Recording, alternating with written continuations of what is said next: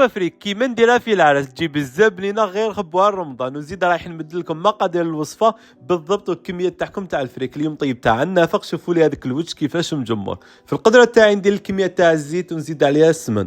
لهنا زدت شويه تاع الغدمي اللي كنت قطعته اوندي، كيما تقدروا تبدلوه بالبولي. حبه بصل اشي، نزيدوا لي زيبيس اللي هما العكري، زنجبيل، فلفل اسود والعود تاع القرفه، مغرفه صغيره ونص تاع الملح، عندنا ربطه كبيره تاع القزبر وشويه تاع النعناع والكميه تاعي تاع الحمص. خلوا القديره تاعنا تتقلى بيان حتى تطلع معنا هذيك الزيت تاع التقليه. رايحين نمرقوها بالماء يكون سخون نص القدره تاعنا.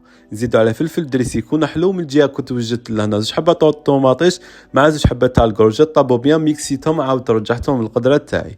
مغرفه كبيره تاع طوماط شطبايط، نخلطوا مليح ونخلوا القديره تاعنا تكتك تعاود تغلي من الدراوجي. بالنسبه للكميه تاعنا تاع الفريك لهنا كنت درت 5 اشخاص، يعني راح تقابلها 50 غرام تاع الفريك. عندكم 100 شخص راح تقابلها كيلو تاع الفريك، وانتم تعرفوا كيفاش تحسبوا.